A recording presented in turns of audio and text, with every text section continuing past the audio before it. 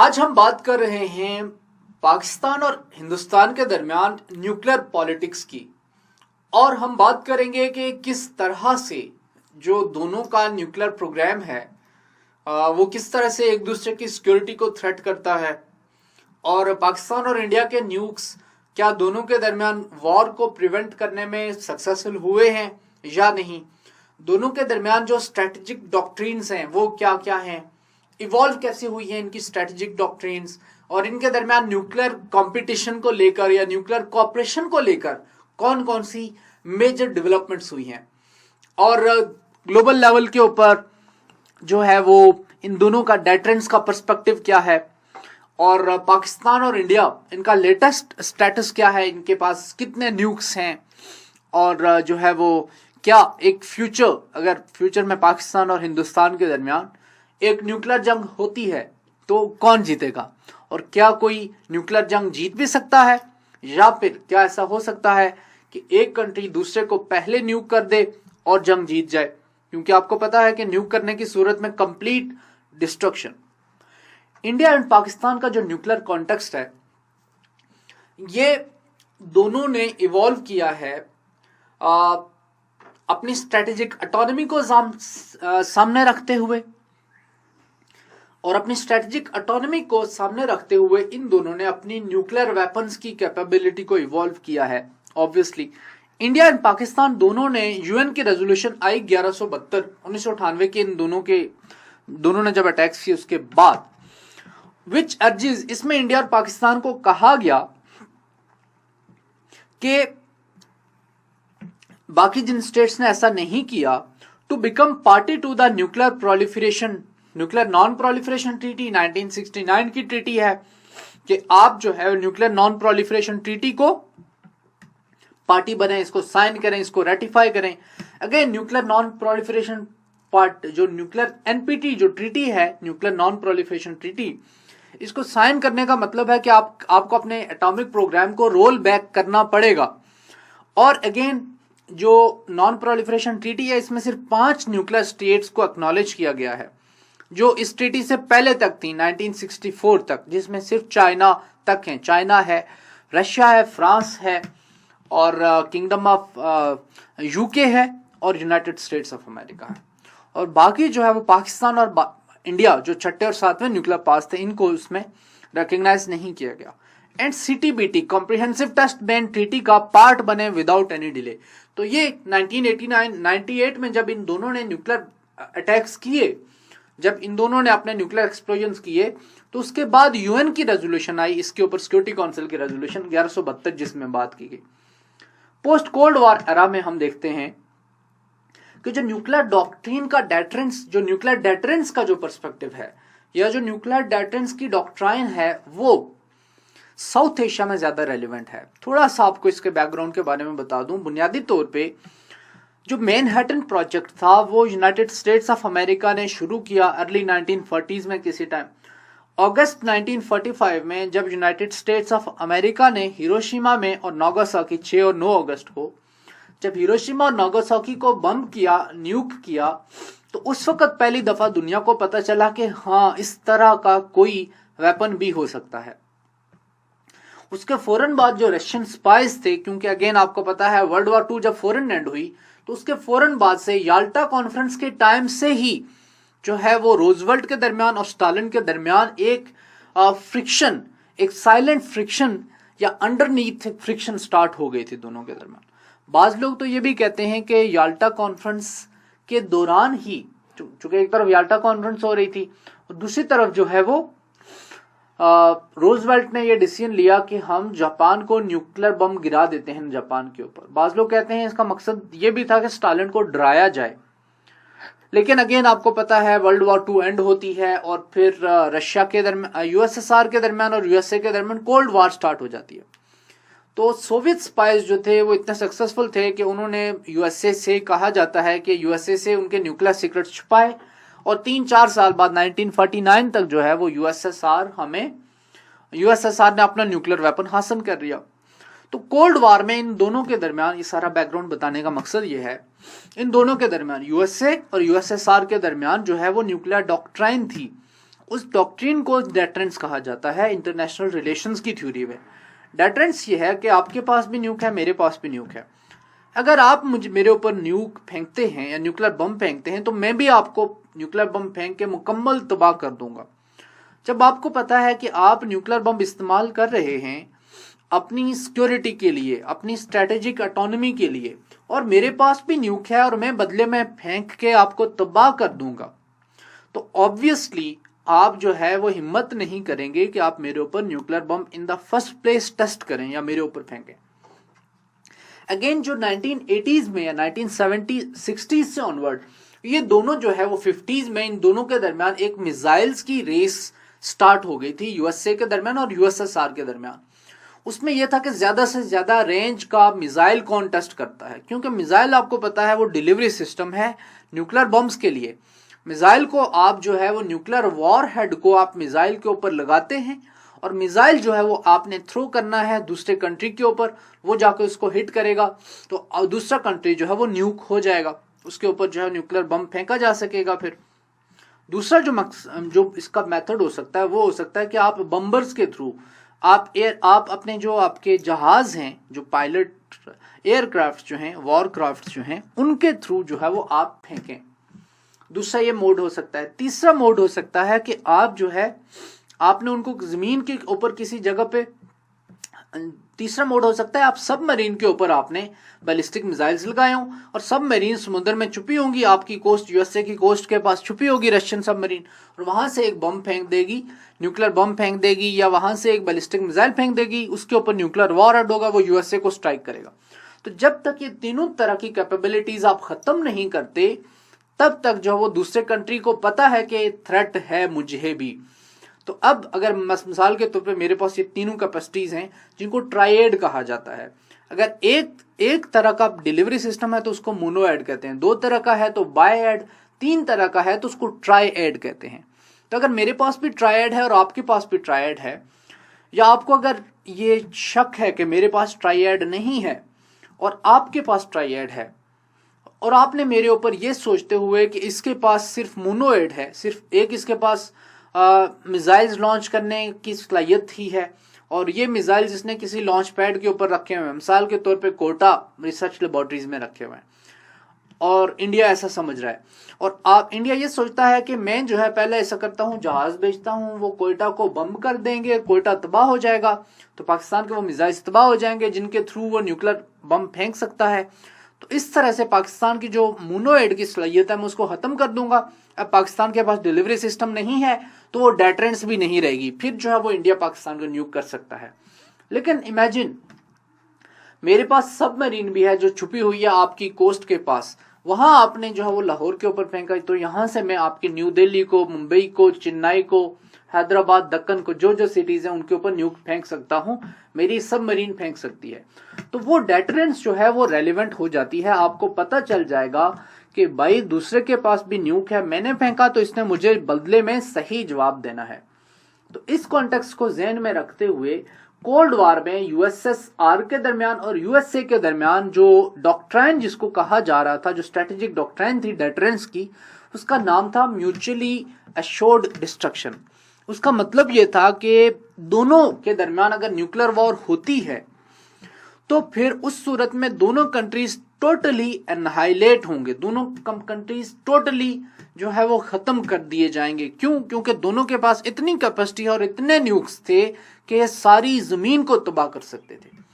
तो इस कॉन्टेक्स्ट को ध्यान में रखते हुए म्यूचुअली एश्योर्ड डिस्ट्रक्शन, जिसको शॉर्ट में मैड भी कहा जाता है। लेकिन कोल्ड वॉर के बाद जो डेटरेंस की थ्योरी थी वो कंपैरेटिवली इररेलेवेंट हो गई। इसी दौरान रशिया, सोवियत यूनियन और यूएसए डिफरेंट एग्रीमेंट साइन कर रहे थे, स्टार्ट 1, स्टार्ट 2, साल्ट 1, INF, इस तरह के एग्रीमेंट्स इन्होंने, सॉर्ट के ऊपर भी बात हुई, NPT भी आ गया। तो इन्होंने अपने न्यूक्लियर स्टॉक पाइल्स को कम करना शुरू कर दिया। और पोस्ट कोल्ड वार एरा में फिर जो है वो रशिया के स्ट्रेटेजिक एम्बिशंस, ग्लोबल एम्बिशंस नहीं रहे।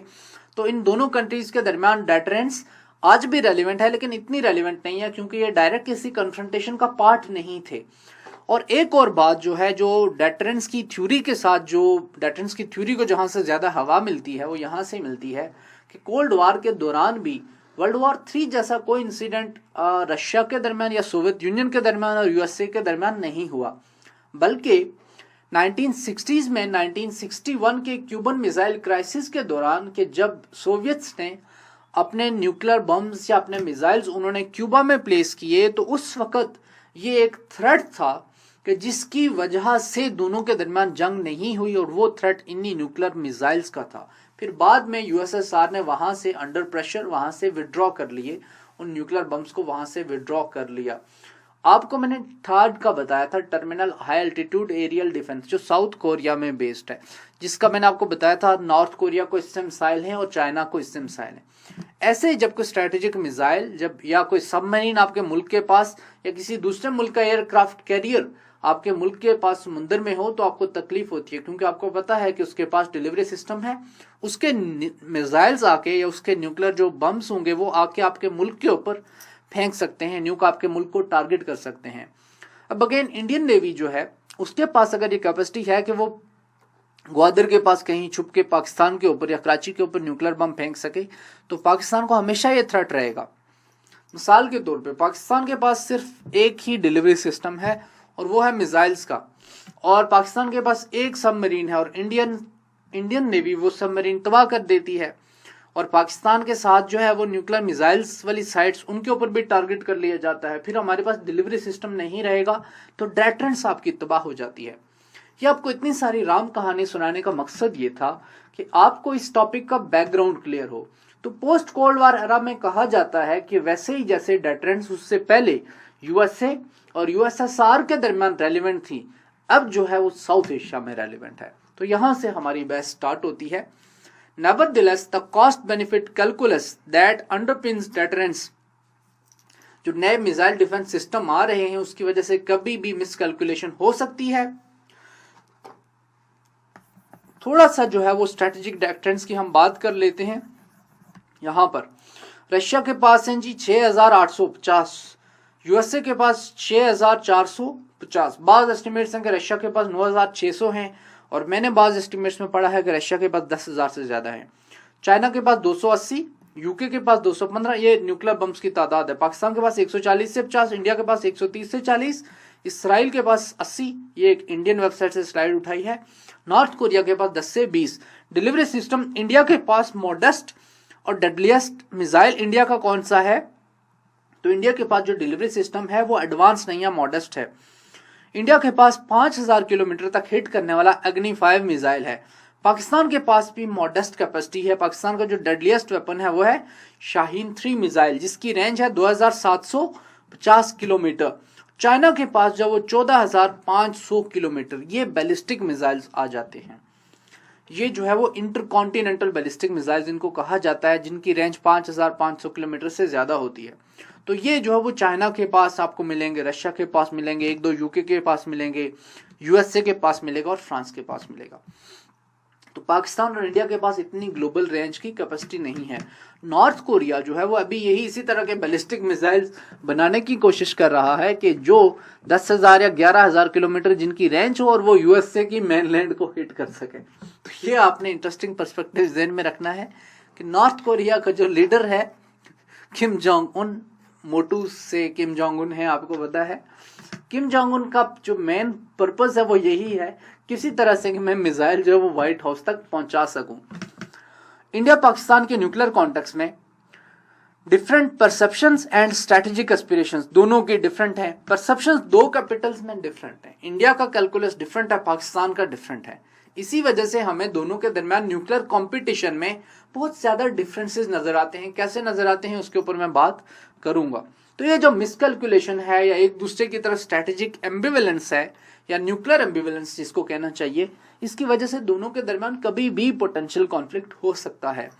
न्यू मिसाइल डिफेंस सिस्टम ने इन दोनों के दरमियान जो डेटरेंस है उसको हिला दिया है। इंडिया जो है वो एडवांस डिलीवरी सिस्टम्स की तरफ जा रहा है।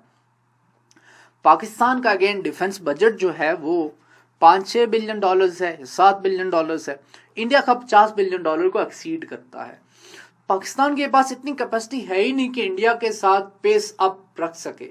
अब अगेन इंडिया मॉडर्न एयरक्राफ्ट्स खरीद रहा है, मॉडर्न सबमरीन्स बना रहा है, नए मिसाइल डिफेंस सिस्टम्स जो है वो इंडिया लॉन्च कर रहा है, तो पाकिस्तान के पास कैपेसिटी नहीं है पेस को कीप अप करने की। तो ऐसी सूरत में पाकिस्तान के लिए मिसाइल पैदा होते हैं।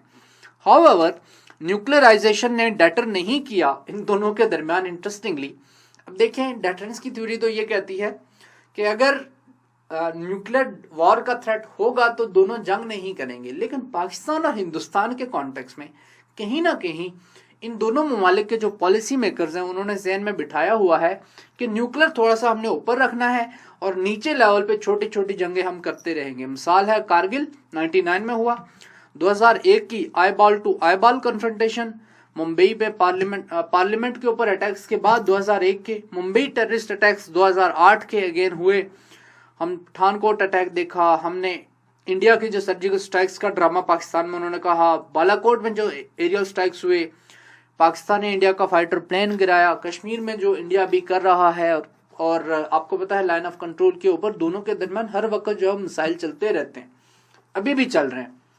तो इस सारे को ध्यान में रखते हुए आप सेफली कह सकते हैं कि ये दोनों जो पड़ोसी हैं, इन दोनों के दरमियान इन दोनों को न्यूक्लियर बम्स ने भी नहीं सुधारा।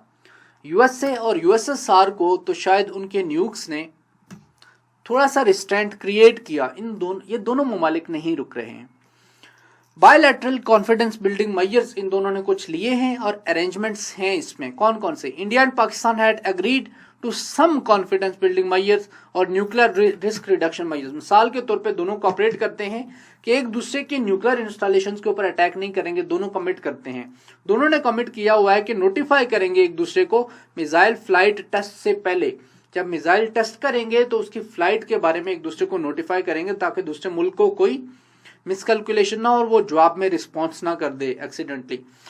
Notification regarding military exercises, military exercises जब की जाएंगी तो उसके बदले में जब मिलिट्री एक्सरसाइजेज की जाएंगी तो फिर जो वो अपोनेंट कंट्री को बताया जाएगा, क्योंकि ऐसा ना हो वो कंट्री ये समझे यहाँ पे मिलिट्री एक्सरसाइजेज हो रहे हैं, वो समझे कि इन्होंने वॉर शुरू कर दी है और वो अटैक कर दे और चीज़ें खराब हो जाएं। ये जो आपको जो ये स्लाइड्स आप जो मैंने बनाई हैं इनका सोर्स है जफर नवाज जसपाल साहब, टीचर हैं IR के, न्यूक्लियर साइंटिस्ट हैं, न्यूक्लियर पॉलिटिक्स के ऊपर बहुत अच्छी नज़र है इनकी। आप इनको फॉलो भी कर सकते हैं, इनके लेक्चर्स भी सुन सकते हैं और इनके आर्टिकल्स जो है वो न्यूक्लियर पाकिस्तान और इंडिया के दरमियान जो साउथ एशिया में न्यूक्लियर पॉलिटिक्स है इसके ऊपर ये अथॉरिटी हैं। इंडिया पाकिस्तान के कॉन्टेक्स्ट में डिलीवरी सिस्टम दोनों का कंपैरिजन देख लें। एयरक्राफ्ट इंडिया के पास 32 हैं, शमशेर 16 और टोटल जो है वो 48, पाकिस्तान के पास 36। लैंड बेस्ड बैलिस्टिक मिसाइल्स पृथ्वी 2 24 20 टोटल जो है वो 56 है इंडिया के पास, पाकिस्तान के पास कितने हैं 56, तो बैलेंस है। गजनवी हतफ 3 ये लैंड बेस्ड बैलिस्टिक मिसाइल्स हैं। और क्रूज मिसाइल्स इंडिया के पास टोटल 14 है और पाकिस्तान के पास बाबर हतफ 7 ये 8 हैं। क्रूज मिसाइल्स की लिमिट जो है वो कम होती है, बैलिस्टिक मिसाइल्स की ज्यादा होती है। आमतौर पे क्रूज मिसाइल 150, 200, 300 या 400 किलोमीटर तक का होगा, ballistic missiles thousands of kilometres तक होता है। 1962 में इंडिया चाइना वॉर हुई जिसमें इंडिया को बहुत बुरी तरह से मार पड़ी। 1964 में चाइना ने जो है वो न्यूक्लियर बम हासिल कर लिया। अब ये जो न्यूक्लियर बम हासिल करना था, इंडिया का जो स्ट्रेटेजिक परसेप्शन है वो एमिनेट होता है चाइना को लेकर। इंडिया अपना कंपेटिटर अब पाकिस्तान को नहीं समझता, अब चाइना को समझ रहा है। 1962 के उस वॉर के बाद जब चाइना ने न्यूक्लियर बम हासिल किया तो फौरन इंडिया ने नेहरू के दौर में उन्होंने अपना न्यूक्लियर प्रोग्राम स्टार्ट कर दिया और 1974 तक इंडिया के पास जो है वो न्यूक्लियर बम आ चुका था। उस न्यूक्लियर बम को जो है वो स्माइलिंग बुद्धा का नाम दिया गया। पहले टेस्ट जो किया गया वो पोखरान में किया गया। वेस्ट ने इसको कहा कि ये पीसफुल टेस्ट है। चाइना ने न्यूक्लियर बम 1964 में हासिल किया, उसके कॉन्टेक्स्ट में इन्होंने जो है वो 74 में टेस्ट किया। पाकिस्तान ने उस वक्त जो है वो साउथ एशिया को डी न्यूक्लियराइज करने के लिए ये प्रपोजल्स दिए। पहला कहा कि एक न्यूक्लियर फ्री जोन बना लेते हैं, दूसरा कहा कि joint renunciation of manufacture and acquisition, दोनों मिलकर पाकिस्तान और इंडिया। पाकिस्तान इतना अच्छा है या मासूम है कि हर जो बात करता है वो इंडिया के पर्सपेक्टिव में करता है कि दोनों मिलकर रिनंसिएट करते हैं कि मैन्युफैक्चर भी नहीं करेंगे और हासिल भी नहीं करेंगे न्यूक्लियर वेपन्स को। तीसरा, इंटरनेशनल जो एटॉमिक एनर्जी एजेंसी है उसकी जो गाइडलाइंस हैं उसको हम जो है वो एडहेयर करेंगे। Fourth, bilateral nuclear test ban के ऊपर साइन कर लेते हैं कि दोनों में से कोई भी जो है वो न्यूक्लियर टेस्ट नहीं करेगा। फिफ्थ, मिसाइल फ्री जोन, के दोनों जो है वो मिसाइल्स भी नहीं बनाएंगे साउथ एशिया में। तो again bilateral nuclear test ban फायदा किसका है? पाकिस्तान का है।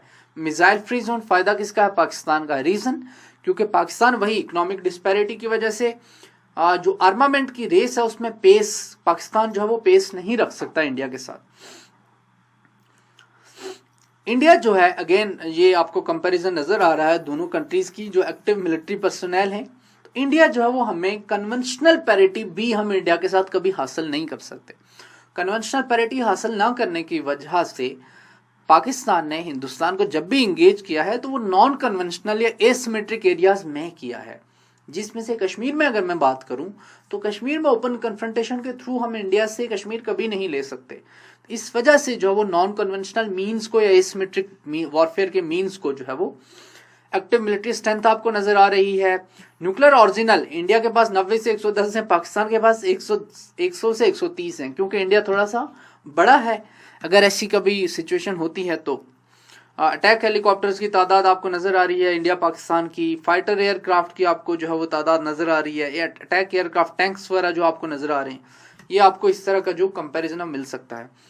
1991 में अगेन ये जो पाकिस्तान ने प्रपोजल दिए, अगेन ये ऐसे प्रपोजल थे जिनमें से इंडिया ने कोई भी अग्री नहीं किया, और इंडिया क्यों अग्री करेगा। हिस्ट्री की बात करते हुए 1991 में 5 नेशंस कॉन्फ्रेंस हुई, जो कि P5 ने उसमें जो परमानेंट 5 मेंबर्स थे उन्होंने डिसआर्मामेंट की बात की, क्योंकि 60s तक जो है वो परमानेंट 5 सारे के सारे जो है वो न्यूक्लियर बम हासिल कर चुके थे, और अगेन ये बाकी किसी के पास न्यूक्लियर बम जैसा खतरनाक हथियार नहीं देखना चाहते थे। उनकी प्रिजम्पशन ये थी, या उसके पीछे एजम्पशन ये थी, या थिंकिंग ये थी कि शायद यही जो परमानेंट 5 कंट्रीज हैं ये इतने पावरफुल हैं कि यही डिजर्व करते हैं कि इनके पास न्यूक हो। लेकिन पाकिस्तान और हिंदुस्तान ने कहा कि नहीं, ऐसी कोई बात नहीं है, हम भी न्यूक्लियर बम हासिल करेंगे। 1997 में ये कॉन्सेप्ट आता है mutual and equal restraint by South Asia. Again ये कॉन्सेप्ट किसने दिया होगा? पाकिस्तान ने दिया। लेकिन इंटरेस्टिंगली इंडिया का जो पोखरान में, इंडिया ने जो है वो पोखरान में जो जब न्यूक्लियर बम हासिल किया, और 71 की डिबेकल के फौरन बाद पाकिस्तान ये बात रियलाइज कर चुका था कि हमें कभी ना कभी जो है वो अपने न्यूक्स बनाने पड़ेंगे।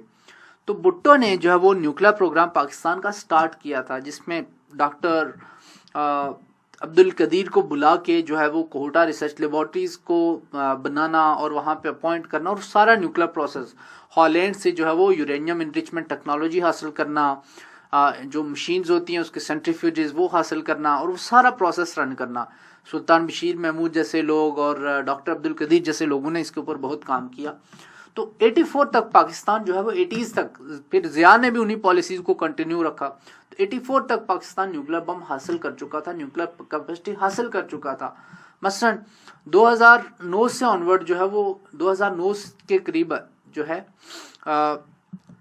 इसराइल भी जो है न्यूक्लियर बम हासिल कर चुका है, बट इसराइल ने अभी तक डिक्लेयर नहीं किया, और इसराइल ने अभी तक न्यूक्लियर एक्सप्लोजन भी नहीं किया। ऐसे पाकिस्तान ने 1980s में ये कैपेसिटी हासिल कर ली थी, 10 years after India.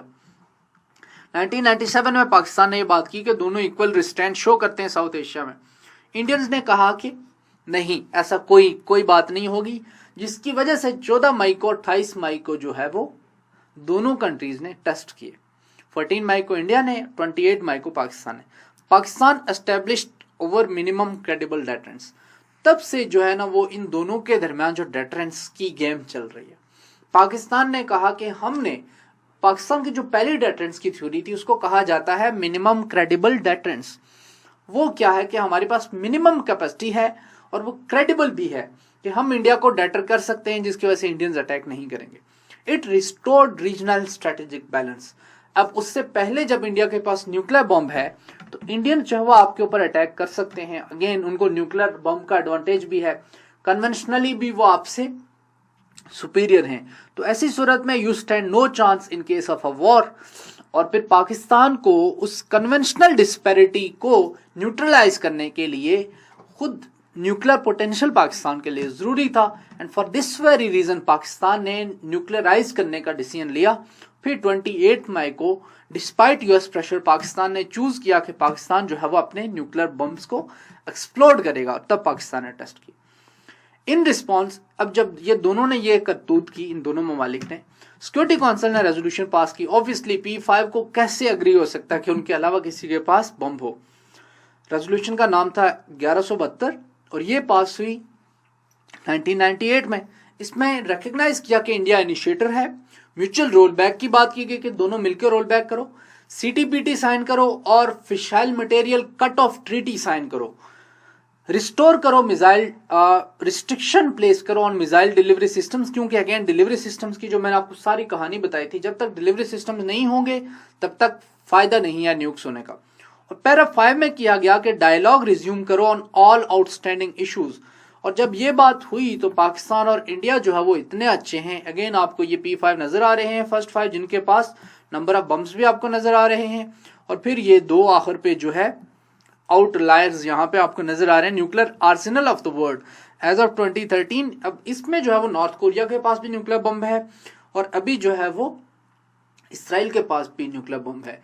Ukraine nuclear bomb हासिल करके अपना प्रोग्राम रोल बैक कर चुका है। साउथ अफ्रीका भी नॉन प्रोलिफरेशन ट्रीटी के बाद अपना न्यूक्लियर प्रोग्राम जो है वो विड्रॉ कर चुका है। ईरान जो है उसने JCPOA के बाद अपना न्यूक्लियर प्रोग्राम विड्रॉ किया है, just for your information. US led negotiation, वही जो बात की गई थी रेजोल्यूशन 1172 में कि नेगोशिएट करें आपस में, यूनाइटेड स्टेट्स ने उसको इस प्रोसेस को स्टीयर किया। 8 राउंड्स हुए नेगोशिएशन के US की तरफ से। सेक्रेटरी ऑफ स्टेट थे स्टोब टालबोट, शमशाद अहमद पाकिस्तान की तरफ से थे और जसवंत सिंह इंडिया की तरफ से। इसमें जो बात की गई थी, जो ये डायलॉग हुआ, ये स्ट्रेटेजिक लिंकेज के ऊपर और इक्वालिटी ऑफ ट्रीटमेंट की बेस के ऊपर। इक्वालिटी ऑफ ट्रीटमेंट पाकिस्तान का आर्ग्यूमेंट था, और अगेन के दोनों के दरमियान स्ट्रेटेजिक कंसर्न्स क्या हैं और ये दोनों क्या जरूरत है इन दोनों को। इंडिया का जो स्ट्रेटेजिक लिंकेज बनता था वो था ग्लोबल स्टेटस का, क्योंकि इंडिया भी 1980 से ऑनवर्ड इकोनॉमिकली प्रोग्रेस कर रहा था, और इंडिया का जो स्ट्रेटेजिक परसेप्शन है उसमें चाइना मेन कॉम्पिटिटर है। पाकिस्तान का कॉन्टेक्स्ट बहुत डिफरेंट है। पाकिस्तान खुद को इंडिया से बचाना चाहता है, तो Pakistan was in sake of survival, हमने बचना है, तो वहां पे जो है वो जलाओ गिराओ की डॉक्ट्राइन है, यहाँ पे जो है वो भागो और बचाओ की डॉक्ट्राइन है। इन लाहौर डिक्लेरेशन, उसके बाद लाहौर डिक्लेरेशन आई, दोनों ने एग्री किया कि हम न्यूक्लियर रिस्क रिडक्शन के लिए मेजर्स लेंगे। तो ये जो है वो एक इम्पॉर्टेंट राउंड्स ऑफ नेगोशिएशंस थे जो पाकिस्तान और इंडिया के दरमियान न्यूक्लियर पॉलिटिक्स के सागा में एक इम्पॉर्टेंट इवेंट कहा जा सकता है।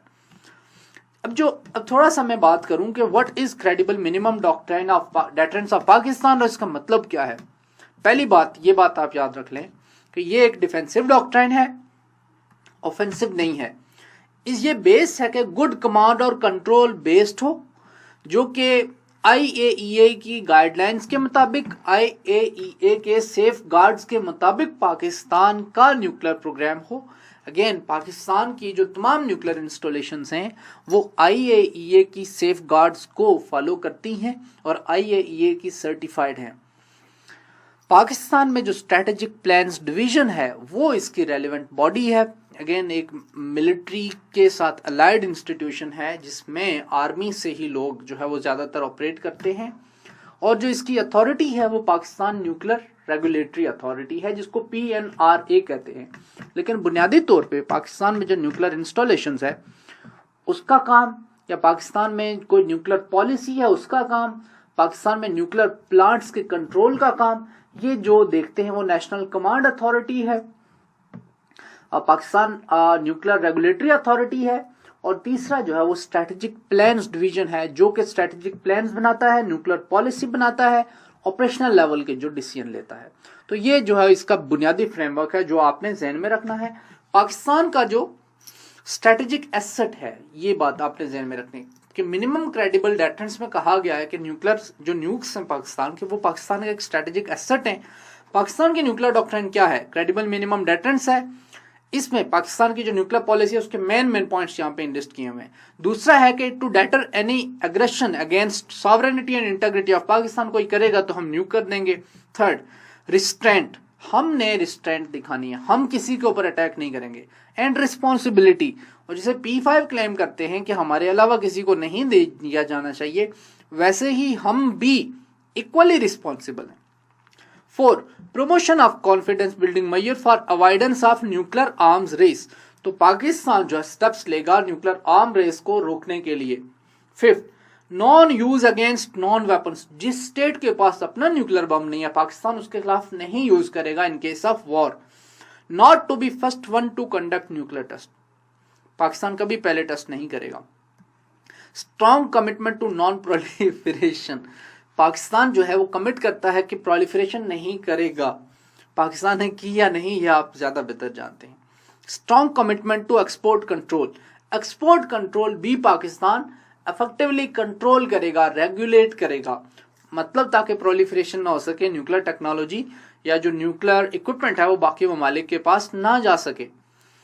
एस्टिमेटेड मिसाइल कैपेबिलिटीज पाकिस्तान और इंडिया की आपको नजर आ रही हैं। शाहीन 2, शाहीन 3 की बात कर लें 2000 किलोमीटर, शाहीन 3 2007 किलोमीटर है और अग्नि 2 आपको यहाँ पे नजर आ रहा है। अब देख लें पाकिस्तान की पास जो रेंज है ये है जी, ये आपको ब्लू में नजर आ रही है, इस पे इंडिया तो सारा ही आ जाता है। और इंडिया का जो है उसमें आप देख लेंगे चाइना रशिया तक जा रहा है, तकरीबन सारा central Asia, parts of Africa तक इसमें शामिल है, क्योंकि इंडिया के पास 6000 किलोमीटर की रेंज में जो है वो मिसाइल्स हैं।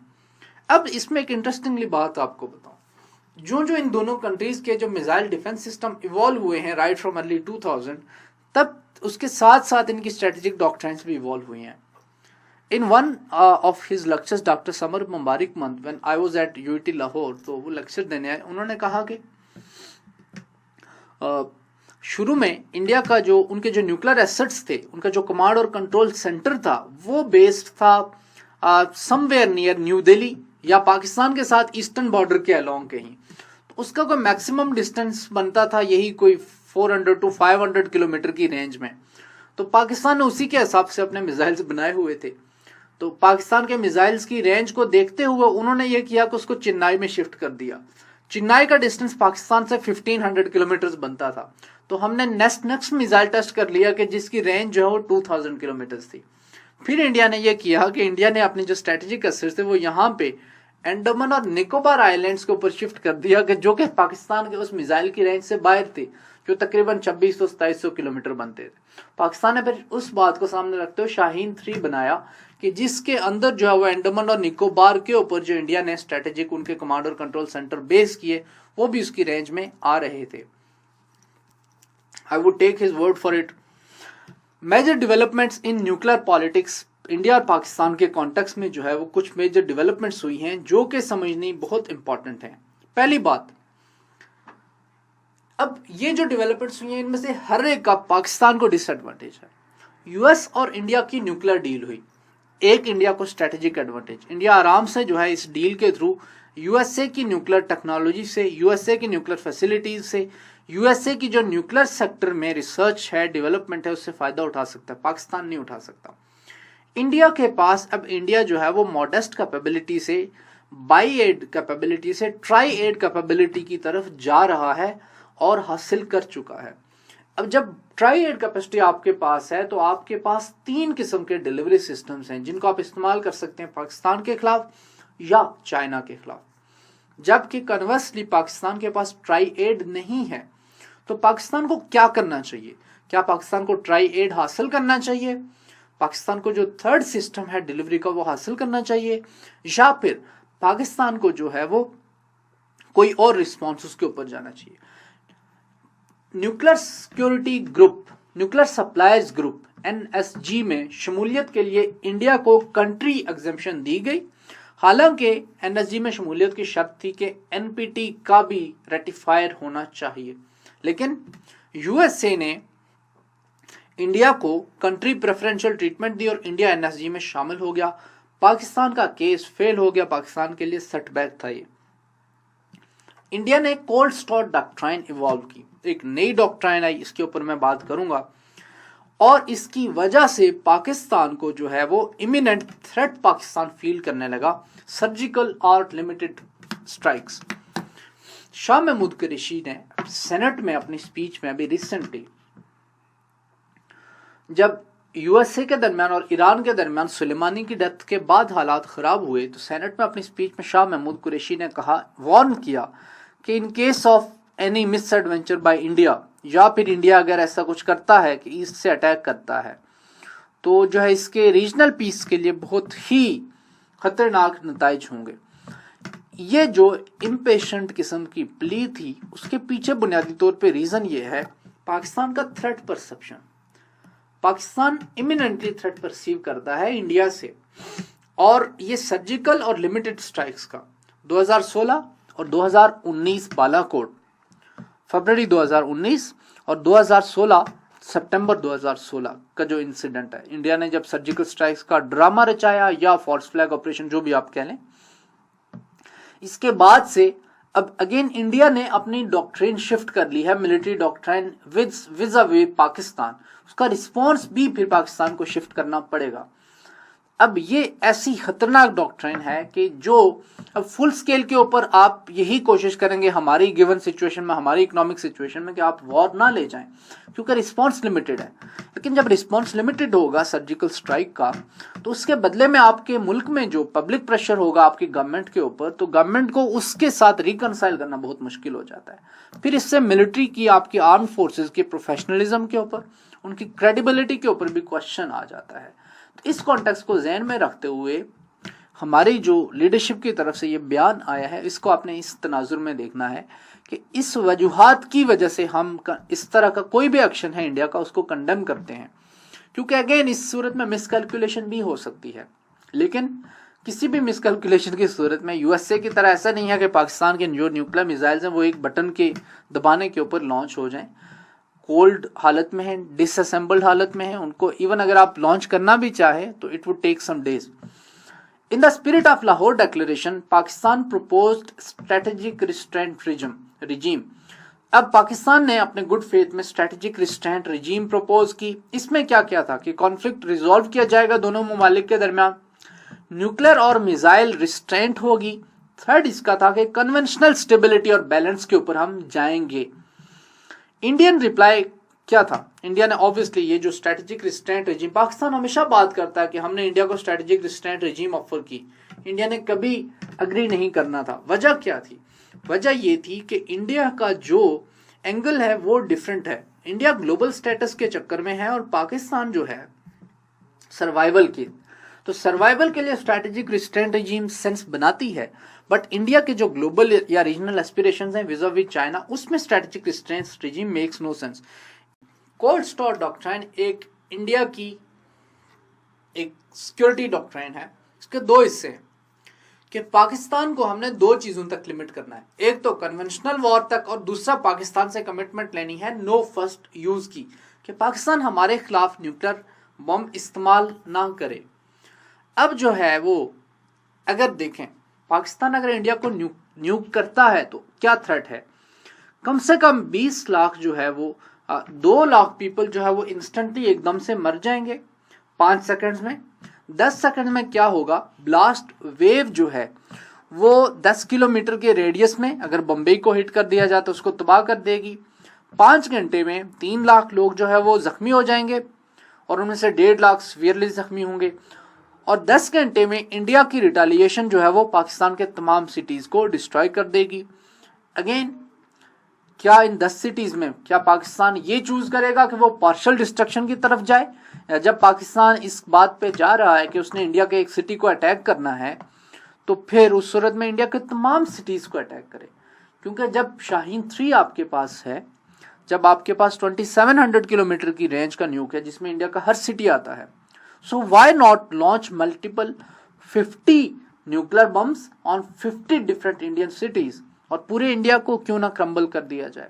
Conversely from an Indian perspective, Pakistan के टोटल मिला के 15 बड़े शहर होंगे, तो why not launch 15 ballistic missiles सारे एकदम से और 15 न्यूक्स और पाकिस्तान को एकदम से तबाह कर दिया जाए।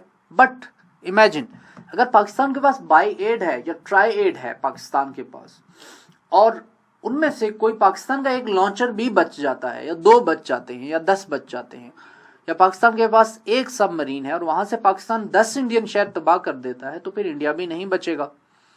और अगेन अब वो जंग नहीं रही कि जब न्यूक्लियर बॉम्ब का जो साइज होता था वो हिरोशिमा के टाइम बहुत बड़े साइज का न्यूक्लियर बम था जब वो गिराया गया था। फैट बॉय और लिटिल बॉय और फैट मैन, ये नाम थे उनके। अब जो है वो न्यूक्लियर बम्स बहुत छोटी छोटी साइज में एक डिप्लोमेट के बैग में आ सकते हैं न्यूक्लियर बम्स।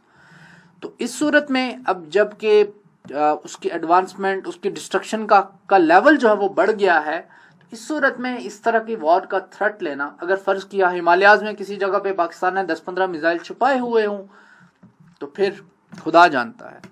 तो ऐसी सूरत में कोई भी नहीं बचेगा, ये बात सेफ आराम से कहा जा सकता है। मेजर डेवलपमेंट्स न्यूक्लियर पॉलिटिक्स में क्या हुई? पाकिस्तान की जो तमाम कॉन्फिडेंस बिल्डिंग मेजर्स हैं, reducing risk and avoiding arms race, ये पाकिस्तान इन्हीं के ऊपर बेस्ड है। पाकिस्तान इनको सामने रख के बात करता है। इंडिया के जो काउंटर बैलेंस जो कॉन्फिडेंस बिल्डिंग मेजर्स हैं, they are based on bilateral restraint on opposition to any further bilateral opposition. क्यों? अगेन वही सर्वाइवल इंस्टिंक्ट और दूसरे का जो ग्लोबल एस्पिरेशंस। पाकिस्तान के पास कोई चॉइस नहीं है। Pakistan should not agree to NFU, Pakistan को एग्री नहीं करना चाहिए। पाकिस्तान कंडीशन ज्वाइनिंग CTBT, अगर इंडिया ज्वाइन करता है तो हम ज्वाइन करेंगे। Pakistan position on anti ballistic missiles के कोई ऑफिशियल स्टैंड नहीं है हमारा। इंक्रीज थ्रू वेट कैपेसिटी, एक तो ऑप्शन पाकिस्तान के पास ये है कि मिसाइल्स का वेट बढ़ा दे और न्यूक्लियर बम्स का भी वेट बढ़ा दे, तो यील्ड बढ़ जाएगी तो डिस्ट्रक्शन का लेवल भी बढ़ जाएगा। पाकिस्तान जो है वो एंटी बैलिस्टिक मिसाइल भी जो है वो हासिल कर सकता है, प्रोक्योर कर सकता है। पाकिस्तान के पास डिफरेंट ऑप्शंस क्या है, हम उनको एनालाइज करने की कोशिश करते हैं। मैं कोई एक मिसाइल साइंटिस्ट तो नहीं हूं और ना ही मैं स्ट्रेटेजिक साइंटिस्ट हूं या डिफेंस एक्सपर्ट नहीं हूं, लेकिन हम सादा लाइंस के ऊपर इसको एनालाइज करने की कोशिश करते हैं। इंडिया के पास अगर ट्राइएड कैपेसिटी है और हमारे पास मोनोएड है, तो अगर इंडिया हमारे मोनोएड को तबाह कर देता है, जो हमारे सिंगल लॉन्चिंग की कैपेसिटी है, फर्ज किया मोबाइल लॉन्चर्स हैं या लैंड लॉन्चर्स हैं, उनको तबाह कर देता है, तो हमारे पास अल्टरनेटिव नहीं है, तो हम मारे जाएंगे। ऐसी सूरत में पाकिस्तान के पास एक ऑप्शन तो ये है कि एयरक्राफ्ट कैरियर, क्योंकि अगर एट द सेम टाइम तमाम एयरक्राफ्ट, तमाम पाकिस्तान के एयरपोर्ट्स भी तबाह कर दिए जाते हैं, जो लाइकली नहीं है, लेकिन अगर एयरक्राफ्ट उड़ता है और इंडियन एयरफोर्स के साथ जंग की सूरत में वो इंडिया तक नहीं पहुंच पाता, तो अगेन वो बम नहीं फेंक सकेगा। तो ऐसी सूरत में इंडिया वॉर के पोटेंशियल को लिमिट कर सकता है। तो जो थर्ड और मोस्ट वायबल ऑप्शन है पाकिस्तान के लिए, वो है कि सबमरीन लॉन्च बैलिस्टिक मिसाइल हासिल किया जाए। तो सबमरीन लॉन्च बैलिस्टिक मिसाइल हासिल करना मतलब कि पाकिस्तान जो है वो थर्ड स्ट्राइक कैपेबिलिटी की तरफ जा रहा है। तो थर्ड स्ट्राइक कैपेबिलिटी अगर आपके पास है, तो फिर इंडिया आपकी न्यूक्लियर डेटरेंस को या आपके न्यूक्लियर अम्ब्रेला को कभी ब्रीच नहीं कर सकेगा। एक ऑप्शन और भी है कि पाकिस्तान S-400 जैसा जो है वो एंटी मिसाइल डिफेंस सिस्टम जो है वो हासिल कर ले। लेकिन अगेन S-400 या S-300 या इस तरह के जो मिसाइल डिफेंस सिस्टम है या आयरन पैट्रियट सिस्टम है, इनमें भी जो सक्सेस का रेट है वो 100% नहीं है। 10 न्यूक्लियर मिसाइल्स अगर लॉन्च किए गए हैं और उनमें से एक भी अगर टारगेट के ऊपर गिर जाता है, then the damage is done. और कोई मिसाइल डिफेंस सिस्टम ऐसा नहीं है जो 10 में से 10 न्यूक्स को गिरा दे। ये बात इस कॉन्टेक्स्ट में इंपॉर्टेंट है। तो कोल्ड स्टोर डॉक्ट्राइन जो है वो इंडिया ने पाकिस्तान को पनिश करने के लिए इंडियंस ने एक डॉक्ट्रीन बनाई। ये डॉक्ट्रीन क्या थी? ये डॉक्ट्रीन ये थी कि इंडियंस ने जो है वो ये कहा कि पाकिस्तान को जो है वो हम नुकसान पहुंचाएंगे और पाकिस्तान को हम ऐसे नुकसान पहुंचाएंगे। कोल्ड स्टार डॉक्ट्रिन की जो लैंग्वेज थी वो ये थी कि एक ऐसा कंट्री जो बहुत ज्यादा फ्रेंडली ना हो, उस कंट्री को हम एक ऐसा कंट्री जो बहुत ज्यादा फ्रेंडली ना हो, उस कंट्री को एकदम से एलिमेंट ऑफ सरप्राइज के थ्रू कैच करना, उसको हिट करना और फिर वापस रिट्रीट कर देना। मकसद क्या था? इससे पहले कि पाकिस्तान अपने न्यूक्लियर ऑप्शन को इस्तेमाल कर सके। Indian army international border cross करेगी, पाकिस्तान में कुछ मखसूस टेरिटरी के ऊपर कैप्चर करेगी, उसको वहां पे डैमेज करेगी और वापस चली जाएगी, रिट्रीट कर जाएगी। इससे पहले कि पाकिस्तान क्या करे, पाकिस्तान न्यूक्लियर ऑप्शन इस्तेमाल करे। तो ये थी cold start doctrine. Cold start doctrine जो है वो पाकिस्तान के जो न्यूक्लियर थ्रेट जो इंडिया को था पाकिस्तान से, उसको सामने रखते हुए दी गई थी। इंडिया पाकिस्तान बॉर्डर आपको नजर आ रहा है with respect to different terrains. ऊपर माउंटेनस टेरेन है, नीचे प्लेन्स हैं, थर्ड पे डेजर्ट है, फिर आर पे मार्शी जो है वो ट्रेंड्स। तो मोस्ट फीजेबल ये कौन से रीजन में थी, ये तकरीबन डेजर्ट टेरेन में, कि ये जो आपका साउदर्न पंजाब का है और नॉर्दर्न सिंध का एरिया है, यहाँ पर ये डॉक्ट्रिन जो है वो फिजिबल थी। अगेन जो नॉर्थ में नॉर्दर्न पंजाब है या कश्मीर में ये डॉक्ट्रिन फिजिबल नहीं है। तो आपके बाज एरियाज जो हैं वो they were vulnerable to cold start doctrine era. ये जियोग्राफिकल रिप्रेजेंटेशन आपको कोल्ड स्टार्ट डॉक्ट्रिन इन्वेजन के नजर आ रही है, क्योंकि ऐसी सूरत में पाकिस्तान के पास कोई ऑप्शन नहीं रहेगा। ऐसी सूरत में पाकिस्तान का ये जो एरिया है ये वल्नरेबल है, ये मैप से जो राइट है ये वल्नरेबल है कि इंडिया इसमें पेनिट्रेट कर सकता है टू सम किलोमीटर्स। अब पाकिस्तान के पास इसका क्या रिस्पॉन्स था, पाकिस्तान के पास जो इसका रिस्पॉन्स था वो पाकिस्तान ने दिया टैक्टिकल न्यूक्लियर वेपन्स की सूरत में बना के, जिसको जो मैंने आपसे यूएस न्यूक्लियर पोस्चर रिव्यू में बात की थी, टैक्टिकल न्यूक्लियर वेपन्स को बना के पाकिस्तान ने बनाए टैक्टिकल न्यूक्लियर वेपन्स, लो यील्ड के टैक्टिकल न्यूक्लियर वेपन्स।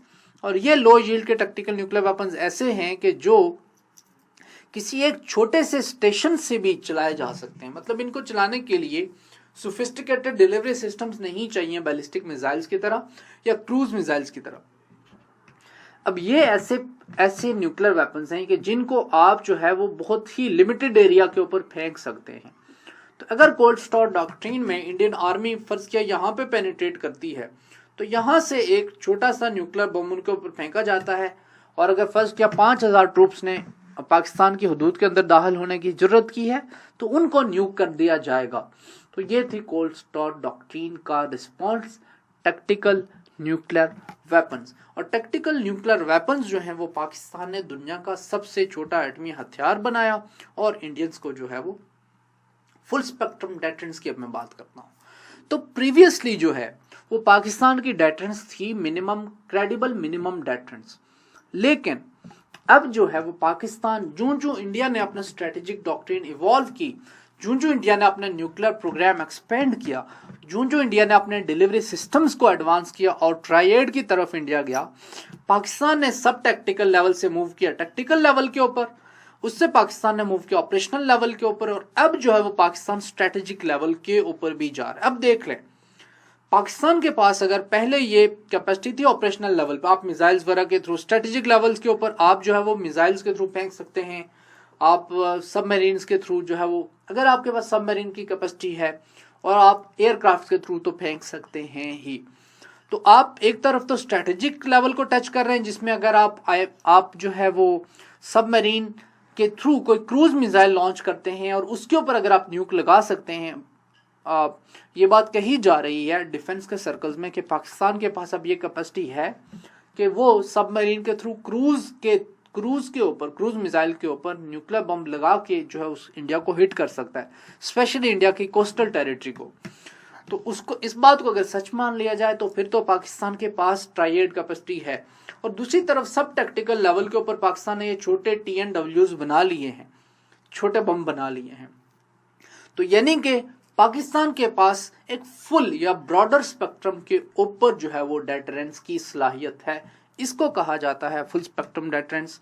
और जो न्यूक्लियर पॉलिटिक्स के ऊपर जो बात होती है, उन सर्कल्स में ये बात एक्सेप्ट की जा रही है कि पाकिस्तान की जो अभी डॉक्ट्रिन है डेटरेंस की, वो है full spectrum deterrence. Pakistan to retain full spectrum deterrence policy. How nuclear politics in South Asia is shaping strategic competition between India and Pakistan? Why India does not respond to Pakistan's strategic restraint regime? आपसे मुलाकात होती है एक नए video में एक नए lecture के साथ। अपना ख्याल रखिएगा। अल्लाह हाफिज।